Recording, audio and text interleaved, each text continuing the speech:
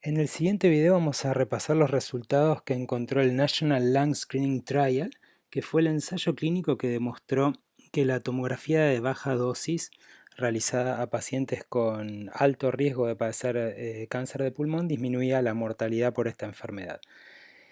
El National Lung Screening Trial fue un ensayo clínico que se publicó en el año 2011 en el New England Journal of Medicine, y el objetivo del ensayo fue determinar si el uso de la tomografía computada a baja dosis, comparado con una radiografía de tórax simple, disminuía la mortalidad por cáncer de pulmón en pacientes de alto riesgo. Lo que hizo el ensayo fue reclutar pacientes entre el 2002 y el 2007 y se hizo un seguimiento de los pacientes hasta el año 2009. Acá está lo importante del ensayo clínico. El ensayo clínico reclutó 53.454 pacientes. Es uno de los ensayos clínicos, si no el más gran ensayo clínico, el más grande en términos de pacientes reclutados. Y estos pacientes se randomizaron en dos grupos. 26.722 pacientes recibieron anualmente una tomografía computada de baja dosis. Acá está como Low Dose CT Scan, y 26.732 pacientes recibieron una radiografía de tórax. Como decíamos, hicieron 3 rondas de screening con una diferencia de un año, al tiempo 0, al tiempo 1 y al tiempo 2. Los pacientes que se incluyeron, o sea, los criterios de inclusión, fueron aquellos pacientes que tenían entre 55 y 74 años de edad y que habían fumado o estaban fumando o tenían actualmente, eran fumadores de 30 pack year. Estaban fumando actualmente o habían dejado dentro de los últimos 15 años. ¿Sí? Acá está lo importante. Un paciente que tenía estos antecedentes pero había dejado 5 años atrás o 10 años atrás también estaba incluido en el ensayo clínico. Todos los nódulos positivos se consideraron aquellos hallazgos de nódulos de más de 4 milímetros. Este fue el punto de corte en el cual el ensayo clínico consideró un resultado positivo. Y típicamente en una tomografía computada de baja dosis, la radiación que se administró fue de 1.5 milisieverts. Acá pusimos la comparación, una tomografía común aporta o irradia 8 milisieverts. ¿Cuáles fueron los resultados? ¿Sí? Bueno, la mediana de seguimiento fue de 6,5 años y hubo una adherencia de los pacientes a las 3 tomografías o a las 3 radiografías de tórax de más del 93%. Acá en los recuadros azules vemos el porcentaje de pacientes con hallazgos positivos al tiempo 1, o sea, en la primera tomografía o radiografía de tórax, al tiempo 0, que es el año 1, la primera tomografía que se hizo, el tiempo 1, que es la tomografía que se hizo al año siguiente o la radiografía que se hizo al año siguiente, y el tiempo 2, que fue la que se hizo al segundo año. Acá vemos cómo los resultados positivos son cercanos al 30%. Para el tiempo 0 es 27,3 para la tomografía versus 9,2 en la radiografía de tórax. Y al segundo año también, el resultado es bastante parecido, ¿no? cercano al 30%. En el año 2, que es el T2, hubo significativamente menos pacientes con hallazgos positivos porque aquellos hallazgos positivos en el T0 y en el T1 que se mantenían estables al T2 fueron considerados negativos. Por eso la disminución del porcentaje. Pero vemos que casi en un tercio de los pacientes que tienen estas características, 55, 74 años de edad, fumadores de 30 pack years, en un tercio de los pacientes vamos a encontrar un hallazgo positivo. De estos pacientes con hallazgos positivos, el 90% de ellos llevó a la realización de otro test diagnóstico. Pudo haber sido un PET, una biopsia guiada por tomografía, una fibrobroncoscopía o una videotoracoscopía con biopsia del nódulo.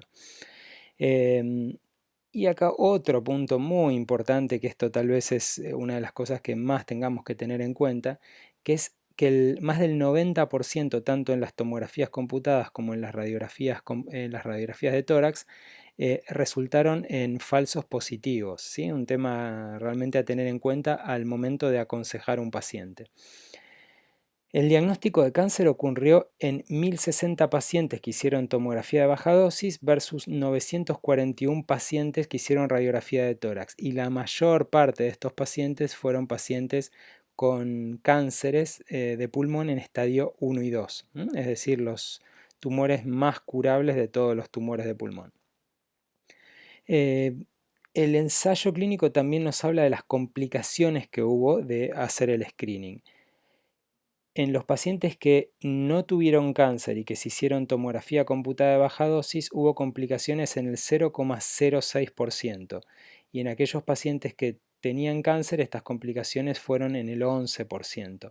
Cuando esto fue a radiografías de tórax, el 0,02% de los pacientes sin cáncer tuvieron complicaciones y el 8,2% de los pacientes con cáncer tuvieron complicaciones. Es decir que después de diagnosticar un nódulo y hacer un procedimiento diagnóstico, estos procedimientos diagnósticos tienen o pueden tener complicaciones. Y son estos los números que se reflejan en estos dos puntos de acá. También, así como complicaciones, puede haber mortalidad por los procedimientos diagnósticos. Puede haber mortalidad por una biopsia pulmonar, mortalidad por una fibrobroncoscopía o por una cirugía. En los pacientes que hicieron tomografía de baja dosis hubo 16 que fallecieron después de un procedimiento diagnóstico. 10 de estos pacientes tenían cáncer, es decir que 6 no tenían cáncer, fueron detectados como positivos, eran falsos positivos, se hizo algún test diagnóstico, estos pacientes fallecieron con una complicación de alguno de estos test diagnósticos. Y en el grupo que hizo radiografía de tórax fueron 10 pacientes, y estos 10 pacientes que fallecieron, los 10 tenían cáncer de pulmón. Por último, la mortalidad por cáncer de pulmón fue de 356 pacientes en los que hicieron tomografía computada de baja dosis versus 443 en los que hicieron radiografía de tórax. Vemos que es menor la mortalidad por cáncer en los pacientes durante el seguimiento, ¿no?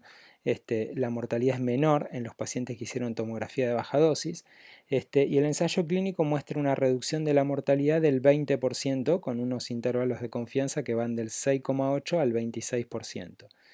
Y el numbers needed to treat, es decir, los pacientes que son necesarios tratar o realizar en este caso una tomografía computada de baja dosis para prevenir una muerte por cáncer de pulmón, son 320 pacientes. Como conclusiones. Bueno, el ensayo clínico claramente con los números que muestra nos muestra que la tomografía computada de baja dosis reduce la mortalidad por cáncer de pulmón en un 20% cuando se la compara con la radiografía simple de tórax. Hay un importante número de falsos positivos y hay que tener mucho cuidado con los potenciales efectos adversos negativos, llámese la morbimortalidad que puede tener un procedimiento diagnóstico después de detectar un nódulo pulmonar. Hay ítems que quedan para contestar en un futuro, como por ejemplo el costo-efectividad que tiene la tomografía de baja dosis o cuál es el impacto del sobrediagnóstico, es decir, identificar nódulos pulmonares que terminan no siendo nada. Y por último, un comentario mío es que la tomografía computada de baja dosis identifica claramente pacientes de alto riesgo y ofrece la máxima posibilidad de curación. No hay ningún tratamiento actual que ofrezca tanta posibilidad de curación en el cáncer de pulmón como la cirugía. Pero esto es cuando la enfermedad se descubre o se detecta en estadio 1 o 2. Cuando la detectamos en estadios avanzados, esto no ocurre. Entonces, acá está la importancia de la detección precoz. Hay que tener mucho cuidado con los falsos positivos, que son estos pacientes que tienen nódulos en la tomografía y que finalmente terminan no siendo nada. Esto no solamente por la morbimortalidad que puede tener un procedimiento diagnóstico, sino también por el efecto psicológico que puede tener sobre el paciente, el descubrir un nódulo pulmonar que tal vez no haya que hacer nada más que controlarlo, pero esto despierta ansiedad y todas estas situaciones que hay que conversar antes con el paciente. Por eso el último punto que quiero mencionar es que antes de hacer una tomografía computada de baja dosis en un paciente de riesgo, hay que conversar con el paciente cuáles son los riesgos y beneficios que podemos tener haciendo una estrategia de screening, explicarle que este screening se hace de manera anual y por último dejar que él decida. Nosotros somos los que tenemos que brindar la información, la mejor información que esté disponible y finalmente el paciente decidir qué es lo que cree mejor para él. Bueno, muchas gracias.